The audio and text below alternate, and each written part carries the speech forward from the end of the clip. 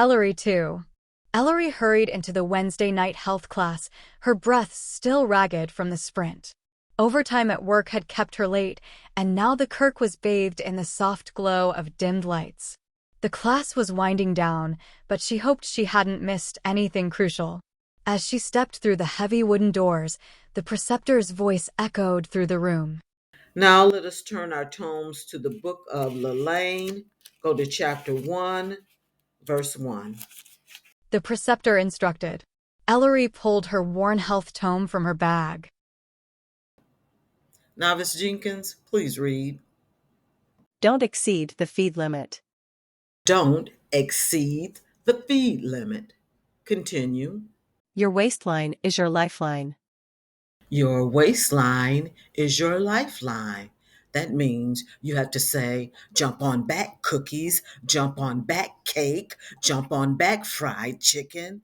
I don't think you heard me. You have to say, jump on back fried chicken. Can I get a mama say, mama sa? Mama say, mama sigh. Mama say, mama sa. Next week, I'll be teaching from the book of Atkins. Food is fuel, not comfort. We'll cover chapter 10, verses 1 through 15. Highlight and study these verses in your tombs. Will everyone rise and repeat the book of Jake, chapter 1, verse 1? The room buzzed with anticipation as everyone rose. Together, they recited. When you feel good about yourself, others will feel good about you too. Mama say, mama sigh. Until we meet again, mama say, mama sigh. You're dismissed. The preceptor concluded and the class dispersed. Ellery's life had settled into a rhythm: work, exercise, health classes, and the occasional chase. As a health patrol officer, she worked tirelessly to enforce health guidelines with unwavering dedication. Exercising and attending various health classes filled her days. After Wednesday's health class, she returned home and ran 5 miles on the treadmill. Her legs still tingling from the treadmill, she opened her tome and read from the Book of Harper. Chapter 6, verses 20 through 22, Believe in yourself. Trust the process. Change forever. It resonated deeply, a mantra for her new life. The next day, Ellery had the late shift at work. She started her morning with a run on the treadmill, then read a verse from the Book of Jillian. Chapter 2, verse 19, There is no room in any healthy diet for trans fat or anything artificial. Mama say, mama sigh. Ellery felt energized. She took a shower, got dressed, and ran some errands. When she got back to her apartment, she lifted weights, savoring the burn. A kale salad and a kale smoothie fueled her body. She put on her yoga clothes and settled into a yoga pose. She whispered to herself, Believe in yourself. Trust the process. Change forever. To rejuvenate herself, Ellery slept for a couple of hours before she had to report to work. Ellery clocked in for her midnight shift.